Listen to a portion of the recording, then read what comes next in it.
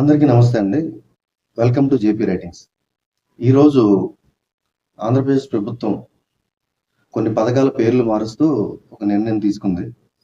అది ఈరోజు న్యూస్ ఐటమ్స్‌లో కూడా వచ్చింది. ఒక 6 పథకాలకి పేర్లు మార్చారు. ఫస్ట్ అసలు ఆ పథకాలు ఏంటి? అంతకుముందు పేర్లేంటి? వాటికి ఇప్పుడు మార్చిన పేర్లేంటి అని ఒకసారి చూద్దాం. ఈరోజు అది న్యూస్‌లో వచ్చింది మెయిన్‌గా. ఇంతకుముందు పాత పథకం పేరేంటంటే అది జగనన్న అమ్మఒడి. దాన్నిప్పుడు తల్లికి వందనం అని మార్చారు. ఇంతకుముందు జగనన్న విద్యా కానుక దాన్ని సర్వేపల్లి రాధాకృష్ణన్ విద్యార్థి మిత్ర అని మార్చారు. ఇంతకుముందు జగనన్న గోరుముద్ద దాన్ని డొక్కా సీతమ్మ మధ్యాహ్న బడి భోజనం కింద మార్చారు. మనబడి నాడు నేడు దాన్ని మనబడి మన భవిష్యత్తు అని మార్చారు. స్వేచ్ఛ అనే ఒక పథకాన్ని బాలికా రక్ష అని మార్చారు. జగనన్న ఆణిముత్యాలు దీన్ని అబ్దుల్ కలాం ప్రతిభా పురస్కారం కింద మార్చారు. జగనన్న ఆణిముత్యాలట. ఆయనే ఒక ఆణిముత్యం రత్నం. జగనన్న ఆణిముత్యాలంట. సో ఇది ఈ మళ్ళీ చంద్రబాబు నాయుడు గారి పేరో ఎన్టీఆర్ పేరో పెట్టకుండా, ఎన్టీఆర్ పేరు అంటే పెట్టచ్చు అనుకోండి, మళ్ళీ చంద్రబాబు నాయుడు గారి పేరు పెట్టుకోకుండా ఇలాగా కొంతమంది మంచి వ్యక్తులు, లెజెండరీ పర్సన్స్ పేర్లు పెట్టడం అనేది చాలా హర్షించదగ్గ విషయం. ముఖ్యంగా ఈ జగనన్న గోరుముద్ద అనేది తీసేసి డొక్కా సీతమ్మ మధ్యాహ్న బడి భోజనం అని పెట్టారు. ఆవిడ చాలా మంచి పర్సనాలిటీ డొక్కా సీతమ్మ గారు. ఆవిడ గురించి విన్నాను, పూర్తిగా ఎక్కువ డీటెయిల్స్ తెలియదు కానీ ఇప్పుడు చదివాను. ఆవిడ ఇంటికి ఎవరు వచ్చినా కానీ లేదనకుండా నిత్య అన్నదానం చేసేవాళ్ళంట. ఇప్పుడు మనకి తిరుపతిలో కానీ పెద్ద పెద్ద పుణ్యక్షేత్రాల్లో నిత్య అన్నదానం ఉంటుంది. అలాగా ఒక వ్యక్తి వాళ్ళ ఇంటికి ఎవరు వచ్చినా కూడా నిత్యాన్నదానం చేసేవాళ్ళంట. ఆవిడ గురించి చదువుతుంటే చాలా ఇన్స్పైరింగ్గా అనిపించింది. ఎవరు వచ్చినా లేదనకుండా ఎనీ టైం. ఈవెన్ అప్పట్లో పిఠాపురం మహారాజు వాళ్ళు కూడా ఏదో మారువేషంలో వచ్చి ఆవిడ ఇంట్లో తిని వెళ్ళారని, బ్రిటిష్ కాలంలో బ్రిటిషర్స్ చాలా మంది పెద్ద పెద్ద వాళ్ళు వచ్చేవాళ్ళని, ఆవిడని సత్కరించడానికి పిలిస్తే కూడా ఆవిడ నిరాకరించేవారు సొంతంగా అని.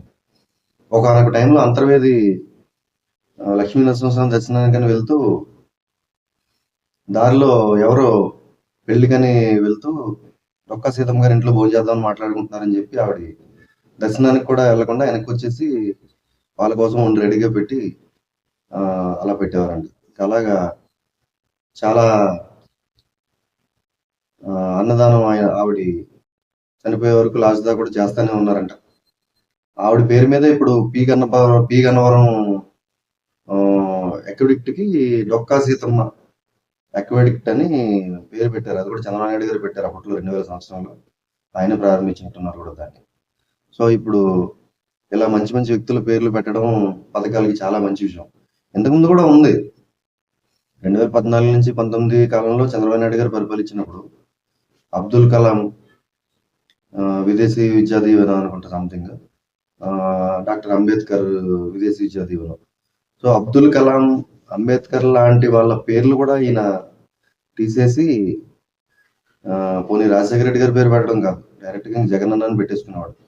అంటే అంత గొప్ప మహనీయులు ప్లేస్కి ఈయన రీప్లేస్మెంట్ అని అనుకునేవాడు. మరి ఏంటో అర్థం కాదు. అబ్దుల్ కలాం ఎక్కడ, అంబేద్కర్ గారు ఎక్కడ? వాళ్ళ పేర్లు తీసేసి ఈయన పేరు ఎలా పెట్టుకున్నాడో, అసలు ఎలా పెట్టుకోవాలనిపించిందో కూడా ఏం అర్థం కాదు, ఎవరు అడిగేవాళ్ళు లేరు. అలాగే డాక్టర్ ఎన్టీఆర్ హెల్త్ యూనివర్సిటీకి ఎన్టీఆర్ అనే పేరు తీసేసి డాక్టర్ వైఎస్ఆర్ అని పెట్టాడు. మళ్ళీ ఎలాగో టీడీపీ వాళ్ళు వచ్చిన తర్వాత మళ్ళీ ఆ పేరు మార్చేశారు.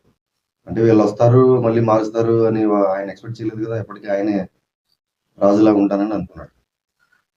సో ఇంతకుముందు కూడా కొన్ని పథకాలకి 2014, 2019 మధ్యలో చంద్రన్న సంక్రాంతి కానుక, చంద్రన్న రంజాన్ తోఫా, చంద్రన్న బీమా అని ఇలా ఒక 4-5 పథకాలకి చంద్రబాబు నాయుడు గారి పేరు ఉంది.